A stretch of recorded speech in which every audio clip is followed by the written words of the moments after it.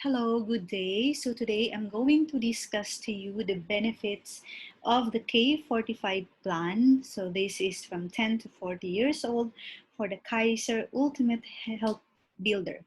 Alright, so i-discuss ko po sa inyo ang benefits kapag kayo ay kumuha nitong lowest plan ng Kaiser. Ayan. So Kaiser is duly accredited with the Department of Health. This company is likewise registered with the Securities and Exchange Commission on June 8, 2004 as a healthcare provider with an authorized capital stock of 160 million. So right now, Kaiser is almost 17 years. And bakit po tayo registered sa Securities and Exchange Commission? Dahil ang Kaiser po ay may kasama siyang investment. And all investment companies, dapat po ay regulated yan ng SEC. Okay, so you can also check in Securities and Exchange Commission website ang ating registration number. So ang Kaiser Medical Center Inc., the Kaiser Medical Clinic, and Kaiser International Healthcare Group Inc. So registered po yan lahat sa SEC. Yeah. And we are also registered in the Insurance Commission. All right, so you can also check that on their website. We are in the number 17, the Kaiser International Health Group Inc., license number HMO 2017-04-R. Okay, Kaiser International Healthcare Group or Health Group Inc. is the healthcare provider of some government agencies. Isa dyan ang Supreme Court of the Judiciary, the Representative for the Legislatives, and the Department of Agrarian Reform. So, dahil nga maganda po ang ating company, some of the government trust the Kaiser to be their healthcare provider. Ayan. So, Miss Sharon Coneta Pangilinan is our ambassadress. Right? Sabi ni Sharon, kahit maputi na ang buhok mo, may Kaiser para sa'yo. Yes naman. Dahil pagtanda natin, of course, we will be needing a healthcare. So basic needs talaga kasi natin siya. And kapag meron tayo nito, of course, Kaiser is going to take care of us kapag tayo ay magkasakit na. Alright. So you should consider your healthcare and protection as a priority. Bakit po natin kailangan i-prioritize, no? Ang healthcare and life insurance. Okay? Most of the Filipinos right now are into investment. So ang dami sa atin gusto matuto at gusto mag-start mag-invest. The thing is, they are neglecting the best investment na dapat meron sila, which is the healthcare and the life insurance. Siyempre, even if you save a few hundred pesos a month, but you have no healthcare and life insurance, it will not take you far. When you get sick, disabled, or die suddenly, your savings won't last very long. Meaning, kahit po mag-invest tayo ng mag-invest, mag-ipon tayo ng mag-ipon, isang critical illness lamang or isang malalang sakit, baka po maubos, no? Baka po maubos ang ating mga inipon or naipundar. Baka ang inyo, or the other thing is kapag ang breadwinner nyo ay biglang kinuha ni Lord or namatay, ano po ang mangyayari? Yung savings o yung maiiwan sa inyo, kung may maiiwan sa inyo, ay hindi po yan maglalast ng matagal. Alright? So dapat, kino-consider natin and we should make this a priority, no? Ang healthcare and life insurance kasi ito po ang number one na nanineglect ng ating mga kababayan wherein kaya at the end of the day, ang ating mga kabayan is nag-i-struggle kapag matanda na dahil nag-ipon nga pero walang healthcare, walang life insurance nung may nangyari, nagkasakit, naubos po lahat ng ipon. So bumalik ulit tayo sa zero. So getting long-term healthcare and life insurance are the best investment. Alright, so Kaiser is 7 to 20. So 7 years saving period, 7 years po siyang binabayaran and 20 years waiting for the maturity. Alright, so from the start. So this is the ultimate Kaiser Health Builder. So i-discuss ko sa inyo yung iyong benefits sa first to 7 year. So this is the during accumulation and saving period. Okay. Si Kaiser po ay binibigyan ng free annual physical exam ang lahat ng kanyang mga members. Alright?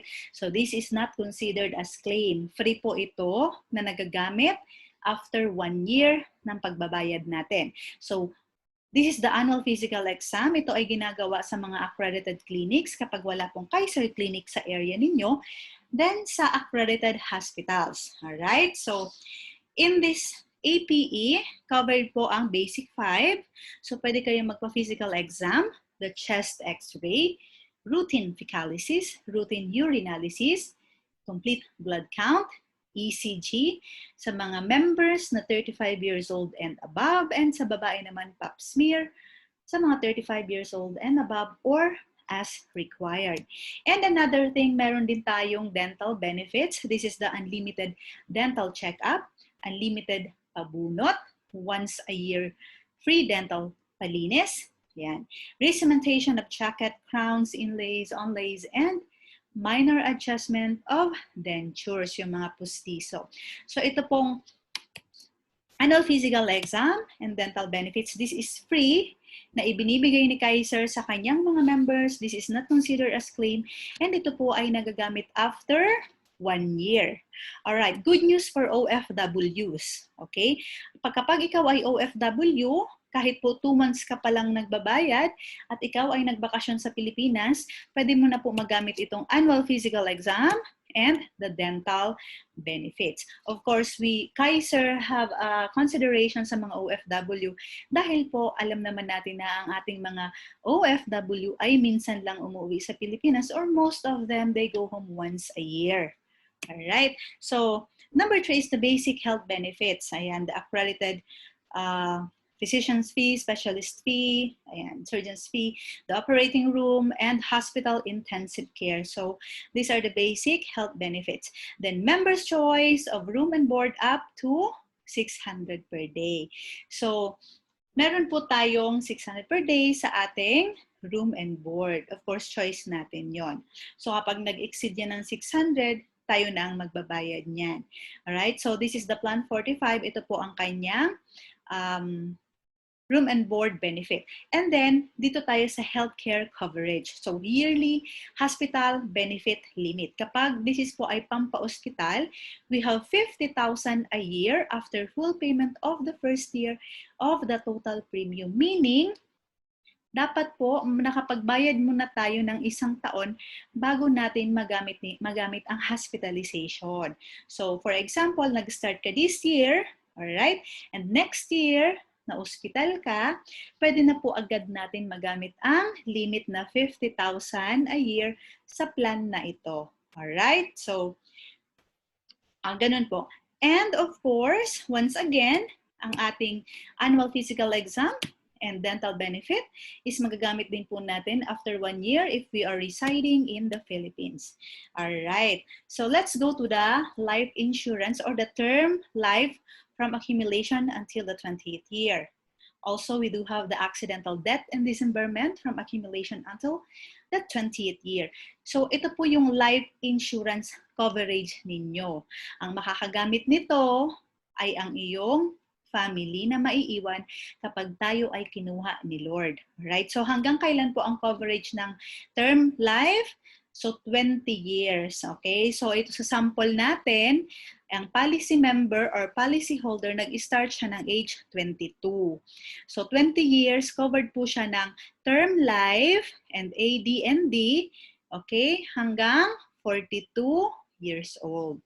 So, you are covered for 20 years until age of 75. So, yung quotation po na ibinigay ko sa inyo, tignan nyo na lang, no? Kung anong age nyo ngayon, you add another 20 years, yun po ang coverage ng inyong term life and accidental death.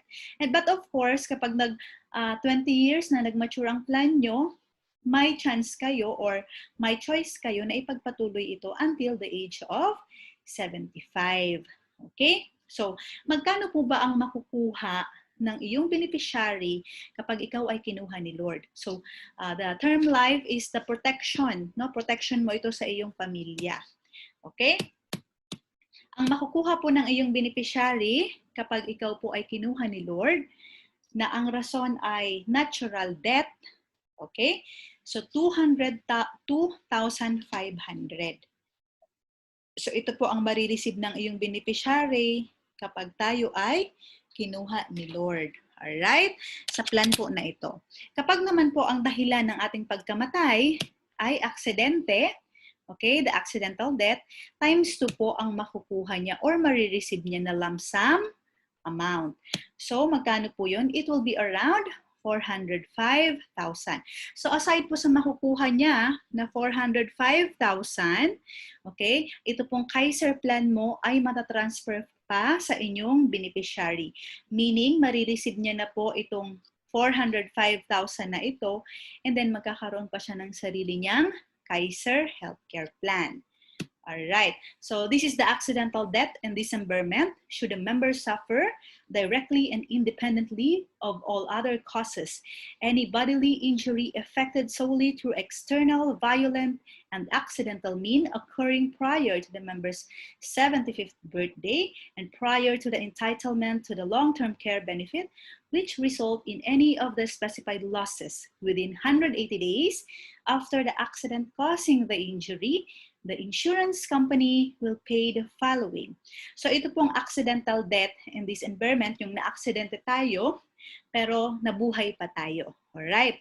Pero doon sa aksidente, nawala po ang ating both hands, ayan, loss of both feet, nawala ang one hand, and nabulag ang isang mata, ayan. Loss of one foot, and then nabulag ang isang mata, nabulag pareho ang mata, and then the loss of one hand and one foot. So, babayaran tayo ni Kaiser or may claim tayo na 100%. Okay? So, napakaganda din po nitong benefit na ito. Kasi syempre, we don't know what will happen tomorrow. Ayan. So, this is the most frequently asked question. Meron po bang benefits ang aking beneficiary or may family assistance ba? Yes, meron pong family assistance si Kaiser. The policy should be active status and plan should have completed at least 1 year. So dapat po, nakapag 1 year na kayong bayad and dapat active siya. Alright? Hindi siya dapat lapse. Nominated patient must be an immediate family member of the policyholder or within the first degree of consanguinity. So dapat po, ang iyong immediate member, nakalista po yun dun siya sa beneficiary nyo. Okay? Makakagamit siya. So, policyholder agrees to avail only of the services of Kaiser's accredited doctors and affiliated network of hospitals. So, syempre, dadalhin nyo sila dun lang po sa ating mga accredited hospitals. Alright? So, assistance to be provided by Kaiser shall only be to the extent of the allowable benefits due to the member under his policy. So, kung ano po ang benefit ng policyholder, yun lang po ang pwedeng maibigay din na benefit ni Kaiser. Prior to discharge of the nominated patient, payment should have been settled to Kaiser. Alright? So ito po, kapag lalabas na ang iyong family member, kailangan nyo po isettle or bayaran yung bill. Alright? Kumbaga, ang pinaka-family assistance ni Kaiser sa ating family member, di ba most of the hospitals right now, kapag po i-admit ang iyong kamag-anak, kailangan ng deposit. Alright? So if you have a Kaiser health card and yung beneficiary mo or yung family member mo na hospital at wala silang healthcare, and at that time wala kayong money na dala, maipapasok nyo po or maia-admit nyo ang inyong family member using your Kaiser healthcare plan or your policy. Okay? So, yung health card mo. So, pwede mo pong magamit yon. But, kapag po lalabas na sa hospital, kailangan isettle nyo na yung babayaran. So, Kaiser's approval to avail of such assistance must first be obtained by the member and the issuance of LOA, will then be given. So this is subject for approval pa rin po ni Kaiser. Okay, please note that this assistance is an accommodation and not considered a benefit of the plan. Hence, approval and denial on the ailment solely depends on Kaiser management evaluation. Siyempre po, dahil nga this is an accommodation, hindi talaga po siya considered as the benefit. Okay? Hindi siya benefit ng iyong family. Kasi yung Kaiser, di ba, this is an individual plan and dapat ikaw lang talaga makakagamit. But Kaiser, we do have a family assistance para kahit paano mai-admit nyo po ang inyong family member sa hospital without paying any deposit. Alright? Ayan. So, the phase 2 is the extended period. So, this is the 8th to 20th year. So ano naman po ang mangyayari sa ating mga binaya, di ba? Kaiser, binabayaran natin siya 7 years. So ano ba ang mangyayari sa mga binayad natin on the 8th to 20th year? Alright. Kaiser funds allocation.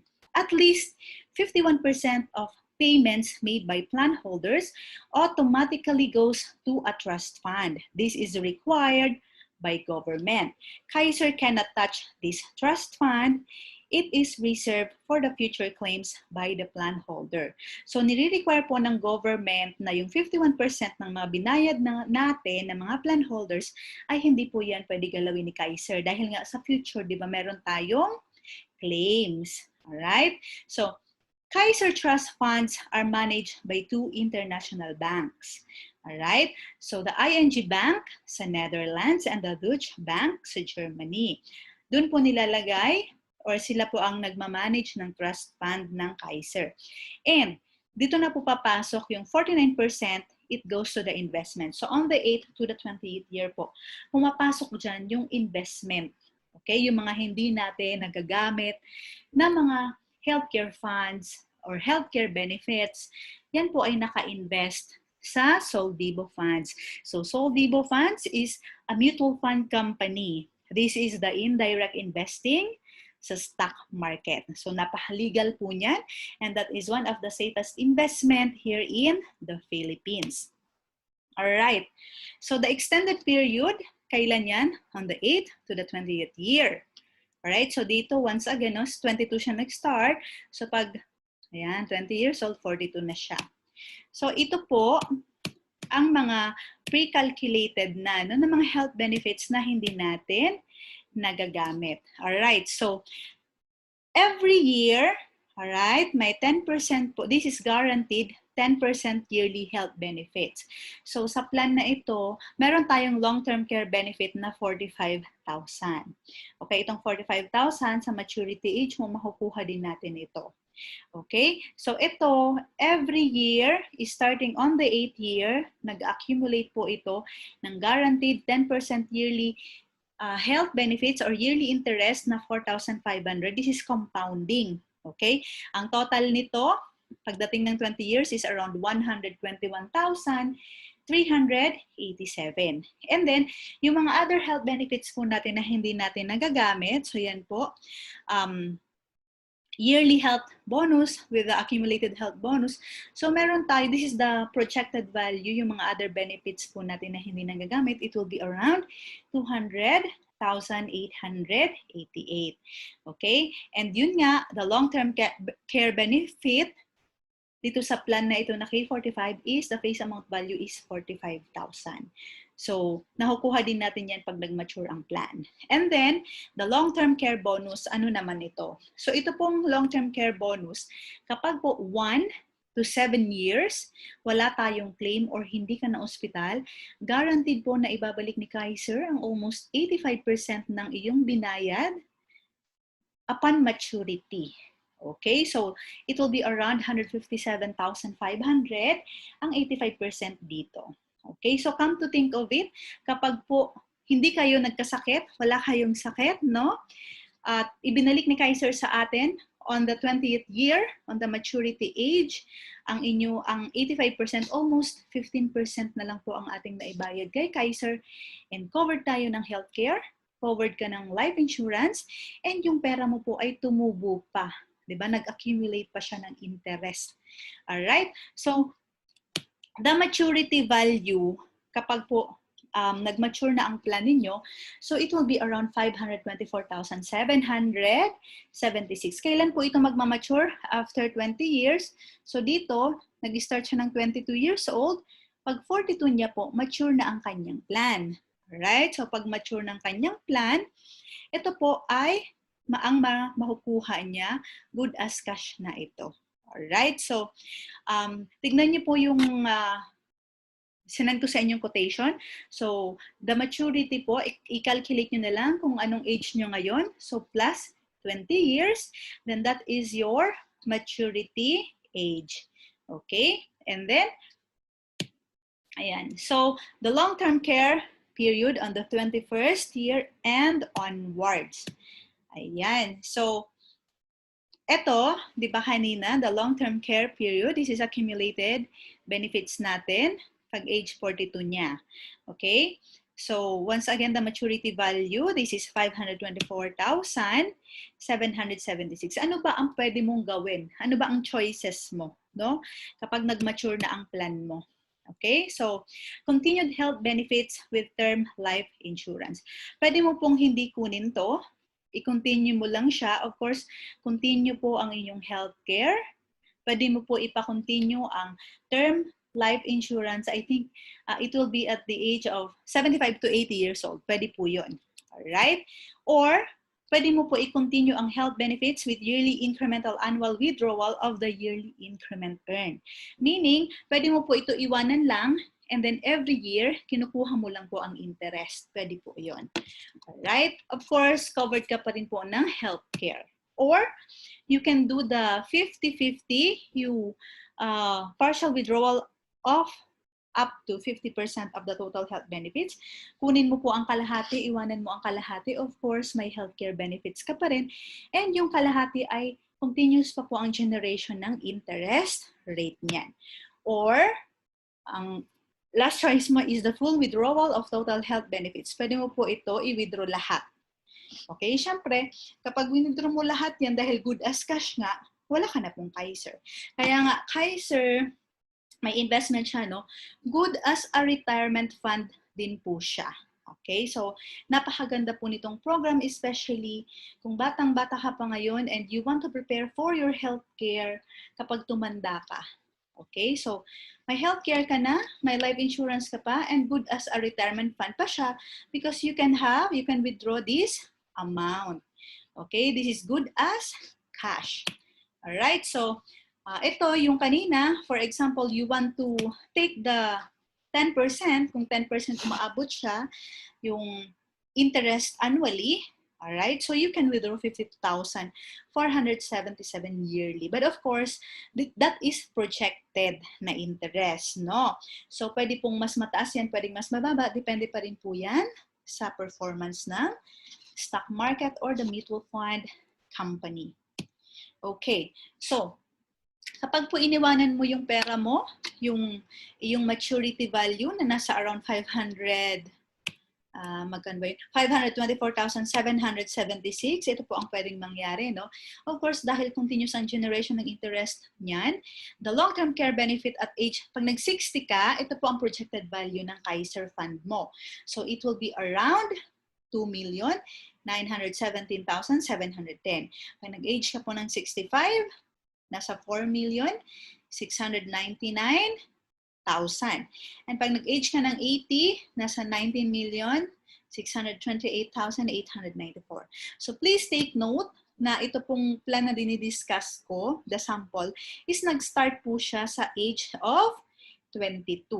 Alright? And the investment growth varies from the time you started your Kaiser plan. So, dun po sa mga sinend ko sa inyo na Kaiser quotation, so makikita nyo doon po, after the maturity value, nagkakaiba po tayo, nagkakaiba ang mga age kung kailan nag-start sa investment side, sa accumulation po ng investment. Kasi syempre, kapag mas maaga po kayo nag-start, mas malaki po ang accumulation ng interest rate.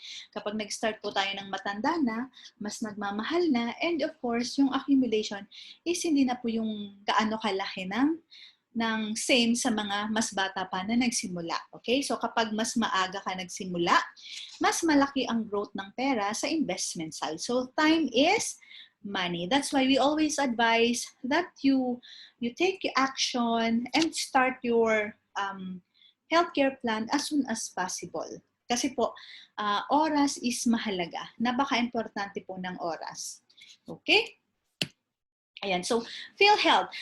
PhilHealth is integrated with Kaiser. Alright? So, most of the insurance company po, syempre, ang una pong binabawas kapag tayo ay ma-hospital is yung sa PhilHealth. And then yung remaining, yan po ang binabayaran ng mga healthcare provider or the insurance companies. Okay? So, ibabawas po muna ang PhilHealth. Kapag wala kang PhilHealth, tayo po ang mag-shoulder nun. So, better yet, get your PhilHealth also. Okay? Ayan. So, let's go to the payment terms. Okay? So, ito po yung na-discuss ko kanina. Okay? So, ito po ang payment options ninyo. You can choose monthly. Sa monthly po, 2,647 per month. Pwede po ang quarterly. This is every 3 months. 7,676. Okay? The semi-annual, this is every 6 months, 14,294. And annual installment, this is 26,470.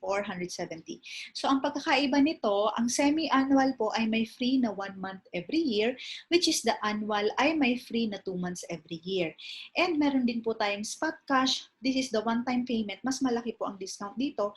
This is 169,640. Kumbaga, one-time ka lang nagbayad. Okay? So, syempre po, as a financial advisor, maganda po talaga yung annual or the spot cash. But kung wala po kayong enough money right now, I suggest you start with monthly. Okay? Kasi po kapag nag-start kayo nag-monthly at enforce ang iyong policy, meaning approved na, kahit po ano ang mangyari sa inyo, kahit papano ay may claims, no?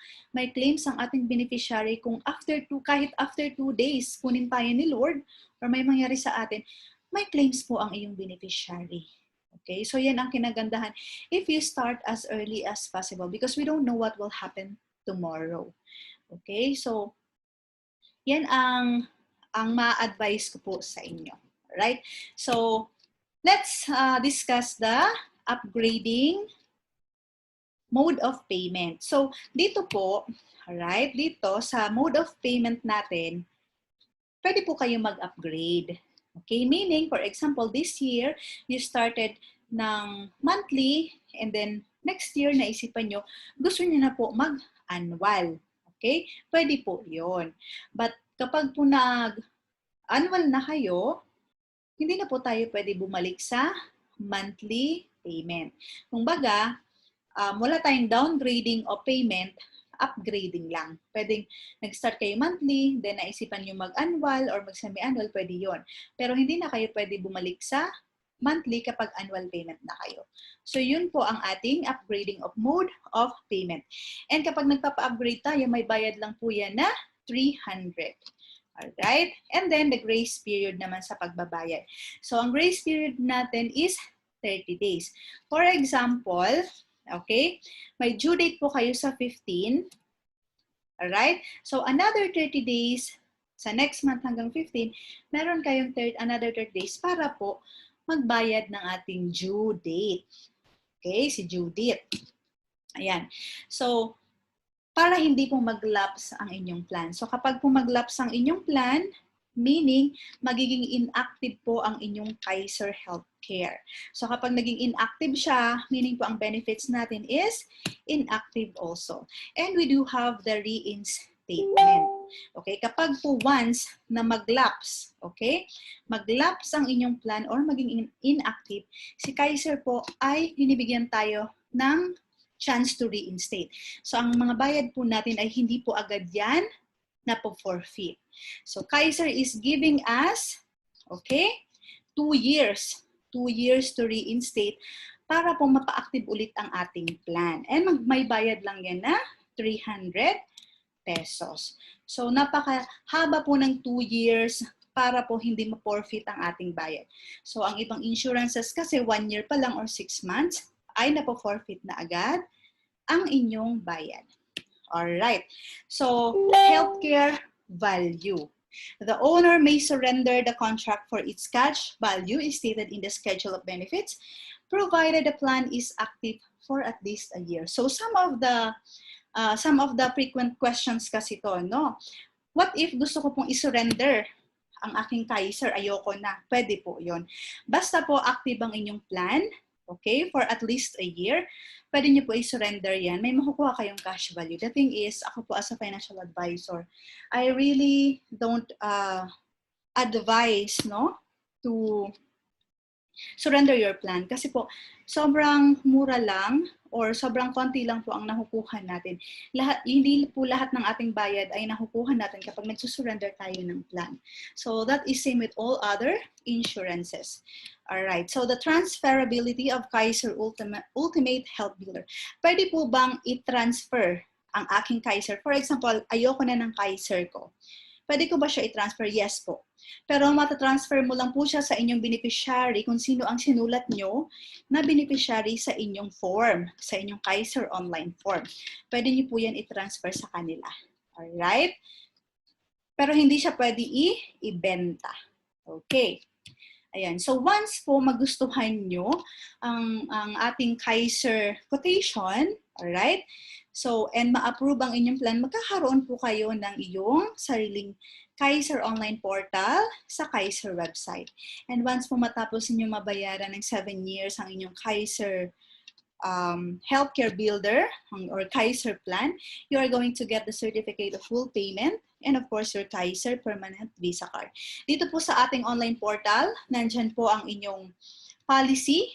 Alright? Sa loob po niya, nandyan ang inyong mga records ng payment and of course your temporary health card. So yan po ang marireceive natin. Okay? And so once again, Kaiser, no? This is a very good investment. Okay? Kasi si Kaiser po, may kasama siyang healthcare. Healthcare is to protect your family. Para kapag, this is to protect yourself kapag po ikaw ay na-hospital. So at least, may pampa-hospital tayo kapag nagkasakit tayo. And we are covered beyond the age of 60. So from 60 years old and beyond, kahit po mag-100 ka, covered po tayo nito. Basta meron pa pong pondo ang ating Kaiser. And then, we have the life insurance coverage. This is the protection for your family. Alright, so the life insurance na protection mo sa family mo na anytime, kahit pukunin tayo ng ni Lord, may marireceive po na lump sum amount ang iyong beneficiary. Especially if right now, wala pa po kayong enough na ipon na iiwanan sa kanila. Alright, para po kahit papano, kung bigla tayong kinuha ni Lord, may makukuha silang amount for them to continue their life, no? Lalo na kung umaasa sila sa inyo. And then, investment. So, sa investment natin, this is very good as well dahil nga, Kaiser Healthcare Fund or Kaiser Healthcare Plan is good as a retirement fund. So, pwede po siyang retirement fund natin kapag tumanda na tayo at ayaw na natin, pwede natin i-withdraw, no? Kaiser answer our 3 major financial needs during productive years and retirement years. So, napakaganda po ng ating program sa Kaiser. Ayan. So, ito po, this is the end of our discussion para po sa inyong benefits if you are going to get the K45 plan. So, this is the lowest plan for the 10 to 40 years old. So kung titignan niyo po, no, right now we already have the existing Kaiser Medical Centers, mostly in NCR and sa Cebu. And still po, Kaiser is expanding. So nag-expand pa siya. So once again, ako po as a financial advisor, I'm encouraging each and every one of you, our fellow Filipinos, our fellow kabayans, to consider getting yourself a healthcare plan. Kasi po, at the end of the day, sa ayaw at sa gusto natin, magkakasakit tayo. Better be prepared right now. Kesa po lahat ng inipon natin, pinagtrabahuhan natin, ay mapupunta lang po sa pampagamot natin. Yan. So napakaganda kapag meron po kayong healthcare plan, hindi po kayo masyadong mag-worry kapag kayo ay magkasakit. Yan. So thank you very much. And if you have any questions and clarifications, please do message me. You can also add me in Facebook. Ayan po, message nyo lang po ako para mag-guide and ma-assist ko kayo. Thank you.